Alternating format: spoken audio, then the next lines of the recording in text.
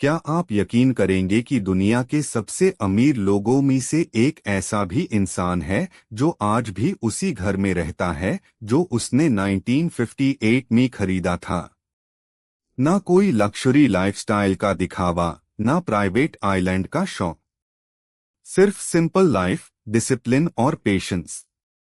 दोस्तों, आज हम बात करेंगे वॉरेन बफेट की बारे में, जिसे दुनिया ऑरेकल ऑफ ओमाहा के नाम से जानती है। लेकिन क्या आप जानते हैं कि उनकी सक्सेस एक दिन में नहीं बनी? इस सफर में मेहनत थी, फेलियर्स द और बहुत सारे लाइफ लेसन्स द। तो वीडियो को एंड तक जरूर देखिए, क्योंकि शायद वॉरेन बफेट की ये कहानी आपकी सोच और इन्वेस्टिंग का नजरिया बदल दे। 30 अगस्त 1930 अमेरिका के नेब्रास्का स्टेट के ओमाहा सिटी में एक बच्चे का जन्म हुआ। इस बच्चे का नाम था वॉरेन एडवर्ड बफेट। उस वक्त दुनिया ग्रेट डिप्रेशन के असर से गुजर रही थी। हर तरफ फाइनेंशियल स्ट्रगल था। लोगों के पास जॉब्स नहीं थी, बिजनेस बैंड हो रहे थे और पैसे की कमी हर घर में महसूस हो रही थी। लेकिन इसी मुश्किल दौर में वॉरेन बफेट के अंदर पैसे को समझने की क्यूरियोसिटी पैदा हुई। बहुत छोटी आगे से ही वॉरेन को नंबर्स से प्यार था।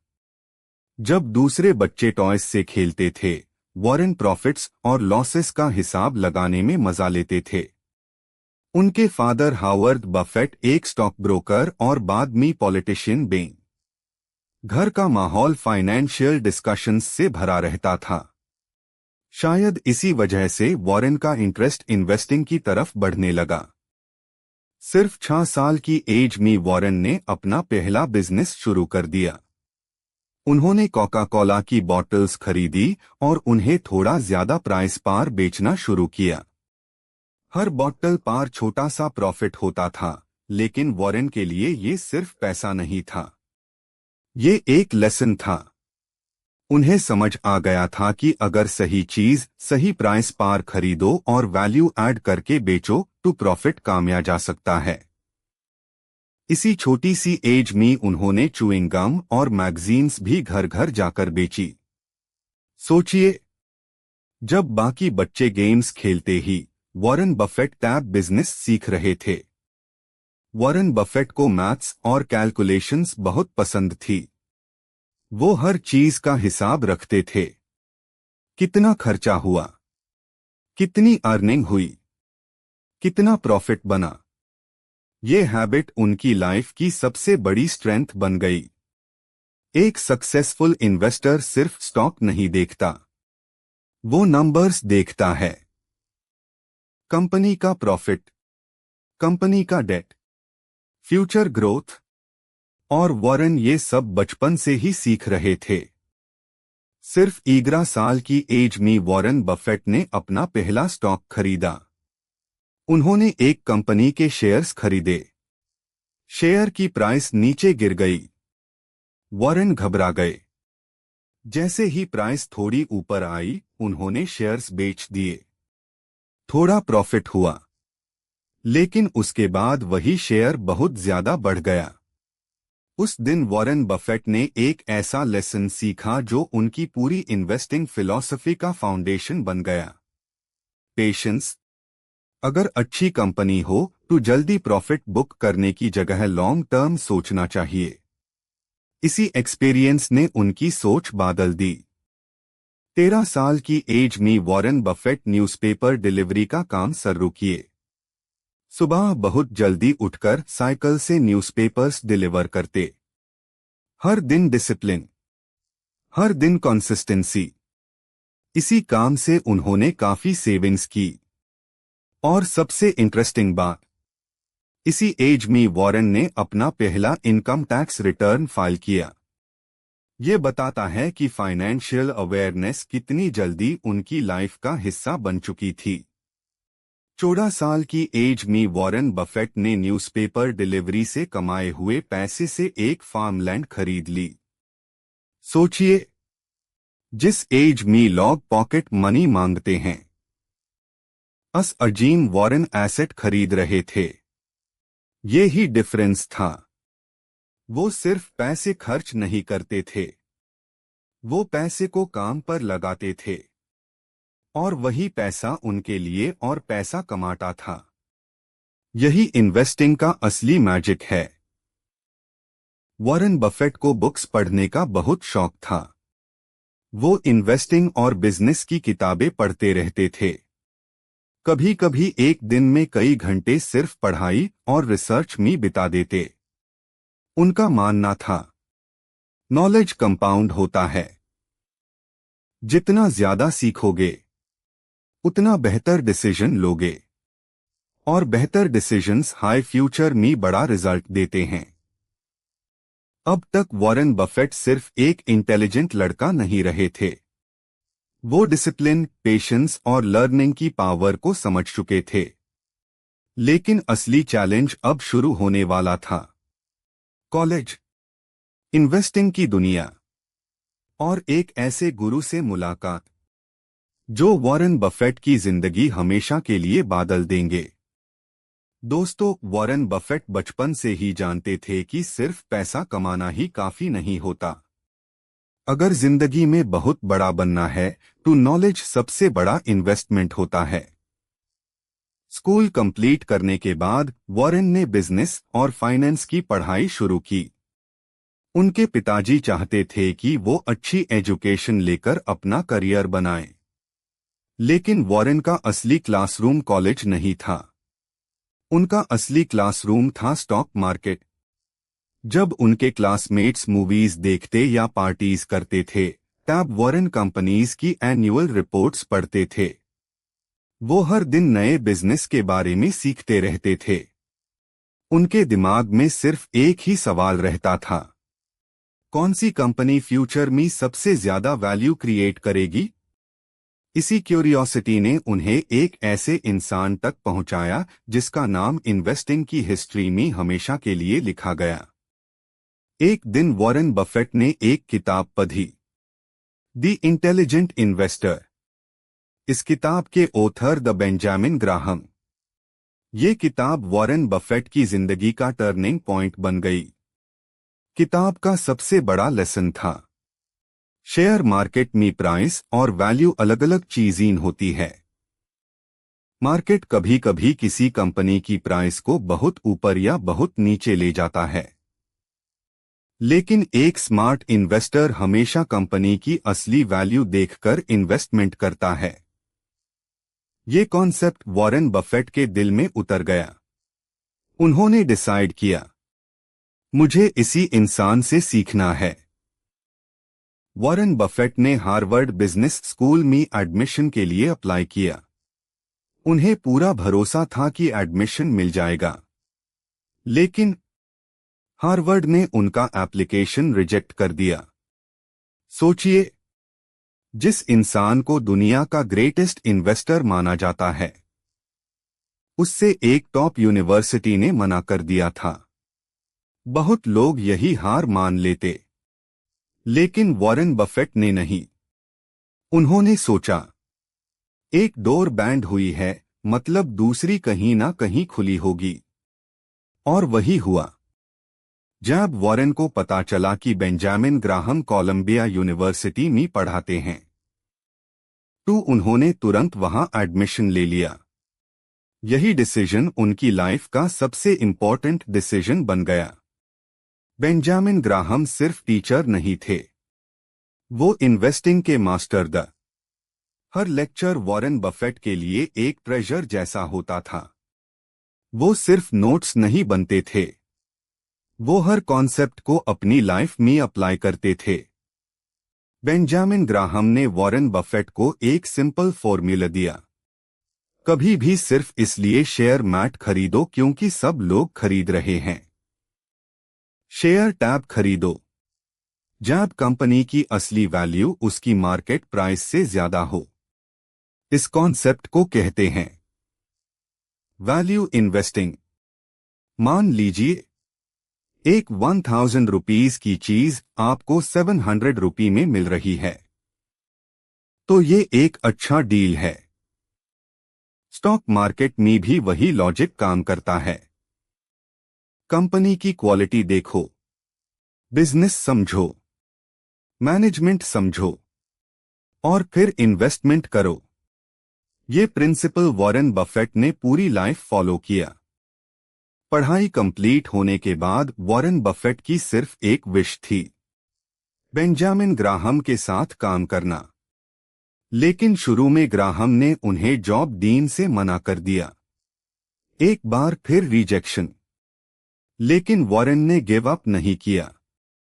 उन्होंने पेशेंस रखा और कुछ समय बाद बेंजामिन ग्राहम ने उन्हें अपनी इन्वेस्टमेंट कंपनी में काम करने का मौका दे दिया। ये वॉरेन बफेट की प्रोफेशनल इन्वेस्टिंग जर्नी की शुरुआत थी। अब वॉरेन बफेट सिर्फ बुक्स नहीं पढ़ रहे थे, अब वो रियल कंपनीज का एनालिसिस कर रहे थे। वो हर कंपनी की बैलेंस शीट देखते, प्रॉफिट चेक करते, डेट देखते, बिजनेस मॉडल समझते और फिर डिसाइड करते कि इन्वेस्टमेंट करनी चाहिए या नहीं। उन्होंने सीखा, मार्केट इमोशंस से चल सकता है, लेकिन सक्सेसफुल इन्वेस्टर लॉजिक से चलता है। इसी ट्रेनिंग ने उन्हें दुनिया के सबसे डिसिप्लिन्ड इन्वेस्टर्स में से एक बना दिया। बेंजामिन ग्राहम ने वॉरेन बफेट को एक और लेसन दिया, मार्केट को अपना मास्टर मैट बनाओ, उससे अपना सर्वेंट बनाओ। अगर मार्केट गिर रहा है तो पैनिक मैट करो, अगर मार्केट बहुत ऊपर जा रहा है तो ग्रीड मैट करो। डिसीजन हमेशा फैक्ट्स के बेसिस पर लो। इसी वजह से वॉरेन बफेट ने कभी भीड़ का फॉलो नहीं किया। जहां सब लोग बेच रहे होते थे, वहां वॉरेन अपॉर्चुनिटीज ढूंढते थे, और जब सब लोग एक्साइटमेंट में खरीद रहे होते थे, तब वॉरेन पेशेंस रखते थे। अपनी ट्रेनिंग कंप्लीट करने के बाद वॉरेन बफेट ने खुद की इन्वेस्टमेंट पार्टनरशिप शुरू की। लोगों ने उन पर भरोसा किया और वॉरेन ने उस भरोसे को रिजल्ट में बदल दिया। उन्होंने केयरफुली कंपनीज चूज की, इमोशंस को कंट्रोल किया और धीरे धीरे उनका नाम इन्वेस्टिंग की दुनिया में फेमस होने लगा। ये ओवरनाइट सक्सेस नहीं थी, इसके पीछे सालों की पढ़ाई, डिसिप्लिन और पेशेंस था। अब वॉरेन बफेट एक टैलेंटेड इन्वेस्टर बन चुके थे, लेकिन उनकी जिंदगी का सबसे बड़ा चैप्टर अभी बाकी था। एक ऐसी टेक्सटाइल कंपनी जिसे दुनिया फेल बिजनेस समझ रही थी, वही कंपनी वॉरेन बफेट को बिलियनेयर बनाने वाली थी। उस कंपनी का नाम था बर्कशायर हथावे। दोस्तों, अब वॉरेन बफेट इन्वेस्टिंग की दुनिया में अपना नाम बना चुके थे, लेकिन उनकी जिंदगी का सबसे बड़ा डिसीजन अभी बाकी था। 1962 के आसपास वॉरेन बफेट ने एक टेक्सटाइल कंपनी के शेयर्स खरीदने शुरू किए। उस कंपनी का नाम था बर्कशायर हथावे। उस वक्त बर्कशायर हथावे कोई सक्सेसफुल कंपनी नहीं थी। टेक्सटाइल बिजनेस लगातार नुकसान में चल रहा था। बहुत से इन्वेस्टर्स इस कंपनी से दूर भाग रहे थे, लेकिन वॉरेन बफेट ने कुछ और देखा। उन्होंने देखा कि कंपनी के एसेट्स की वैल्यू उसके शेयर प्राइस से ज्यादा थी। यही थी वैल्यू इन्वेस्टिंग।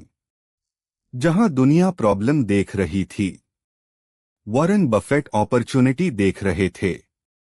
धीरे धीरे उन्होंने इतने शेयर्स खरीद लिए कि कंपनी का कंट्रोल उनके हाथ में आ गया। लेकिन बाद में वॉरेन बफेट ने खुद माना कि बर्कशायर हथावे खरीदना उनकी सबसे अच्छी इन्वेस्टमेंट नहीं थी। उन्होंने कहा, अगर मैंने इसी पैसे को किसी और अच्छे बिजनेस में लगाया होता तो और भी ज्यादा रिटर्न मिल सकता था। ये बात यूं सीखती है कि दुनिया का सबसे सक्सेसफुल इन्वेस्टर भी अपनी गलतियों को मानता है। कंपनी का कंट्रोल मिलने के बाद वॉरेन बफेट ने एक बहुत बड़ा डिसीजन लिया। उन्होंने टेक्सटाइल बिजनेस पर डिपेंड रहना छोड़ दिया। इसके बदले उन्होंने बर्कशायर हथावे को एक इन्वेस्टमेंट कंपनी बना दिया। अब बर्कशायर हथावे दूसरी कंपनीज में इन्वेस्टमेंट करने लगी। Insurance companies, banks, consumer brands, food companies, और धीरे धीरे बर्कशायर हथावे दुनिया की सबसे पावरफुल इन्वेस्टमेंट कंपनीज में से एक बन गई। ये डिसीजन वॉरेन बफेट की जीनियस थिंकिंग का सबसे बड़ा एग्जाम्पल था। 1988 में स्टॉक मार्केट क्रैश के बाद लोग डर गए थे। बहुत इन्वेस्टर्स अपने शेयर्स बेच रहे थे। लेकिन वॉरेन बफेट ने क्या किया? उन्होंने डर के माहौल में अपॉर्चुनिटी देखी। उन्होंने द कोका कोला कंपनी में बहुत बड़ा इन्वेस्टमेंट किया। लोग हैरान रह गए, क्यों कोका कोला? वॉरेन बफेट का जवाब बहुत सिंपल था। दुनिया बदल सकती है, टेक्नोलॉजी बदल सकती है, लेकिन लोग कोका कोला पीना नहीं छोड़ेंगे। ये सिर्फ एक कोल्ड ड्रिंक कंपनी नहीं थी, ये एक ग्लोबल ब्रांड थी। Strong business, strong demand, strong future. और वक्त ने प्रूव कर दिया कि वॉरेन बफेट का डिसीजन सही था। उनके इस इन्वेस्टमेंट ने उन्हें बहुत बेड रिटर्न्स दिए। आज के जमाने में बहुत लोग रोज ट्रेडिंग करके पैसा कमाना चाहते हैं, लेकिन वॉरेन बफेट का स्टाइल बिल्कुल अलग था। वो एक अच्छी कंपनी खरीदते और सालों तक उससे होल्ड करते। उनका फेमस कोट है, हमारा फेवरेट होल्डिंग पीरियड है फॉरएवर। इसका मतलब ये नहीं कि कभी शेयर बेचना ही नहीं। इसका मतलब है, अगर बिजनेस स्ट्रांग है, मैनेजमेंट अच्छी है और फ्यूचर ब्राइट है, तो शॉर्ट टर्म मार्केट नॉइज से घबराना नहीं चाहिए। पेशेंस हाई कंपाउंडिंग का असली राज है। कई सालों तक वॉरेन बफेट टेक्नोलॉजी कंपनीज से दूर रहे। उनका मानना था कि वही बिजनेस खरीदो जिसे तुम अच्छी तरह समझते हो। लेकिन जब उन्होंने एप्पल इनकॉर्पोरेटेड का बिजनेस मॉडल डीपली एनालाइज किया, तो उन्हें समझ आया कि एप्पल सिर्फ एक टेक्नोलॉजी कंपनी नहीं है, ये एक पावरफुल कंज्यूमर ब्रांड है। कस्टमर्स एप्पल के प्रोडक्ट्स से इमोशनली कनेक्टेड द।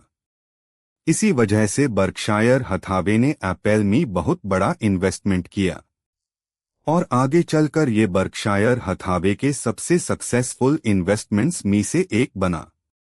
इसे ह्यूम एक और लेसन मिलता है, अपनी सोच बदलने से मत डरो। अगर फैक्ट्स बदल जाए तो डिसीजन भी बदल सकता है।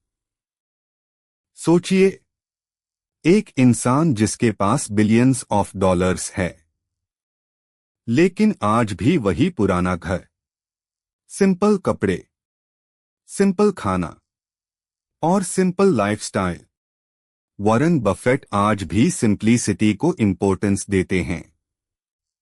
उनका मानना है, लक्ष्यूरी दिखाने से कोई सक्सेसफुल नहीं बनता, रियल सक्सेस होती है financial freedom, peace of mind और अच्छे डिसीजंस। इसी सिंप्लिसिटी की वजह से दुनिया उनकी और भी ज्यादा रिस्पेक्ट करती है। जितना बड़ा वॉरेन बफेट का बिजनेस है, उतना ही बड़ा उनका दिल भी है। उन्होंने अपनी वेल्थ का बहुत बड़ा हिस्सा चैरिटी के लिए डोनेट करने का कमिटमेंट दिया। उनका मानना है, अगर सोसाइटी ने आपको इतना कुछ दिया है, तो सोसाइटी को वापस देना भी आपकी रिस्पॉन्सिबिलिटी है। ये सिर्फ पैसा कमाने की कहानी नहीं है, ये इंसानियत की भी कहानी है। अब वॉरेन बफेट सिर्फ एक बिलियनर नहीं थे, वो दुनिया के लिए एक इंस्पिरेशन बन चुके थे। लेकिन उनकी सक्सेस का असली सीक्रेट क्या था? कौन सी आदतें उन्हें दुनिया का ग्रेटेस्ट इन्वेस्टर बनती है? और हम अपनी लाइफ में उनसे क्या सीख सकते हैं? पार्ट 2 में हम जानेंगे वॉरेन बफेट के 10 सबसे powerful life lessons, investing rules और सक्सेस हैबिट्स जो आपकी सोच को हमेशा के लिए बदल सकते हैं।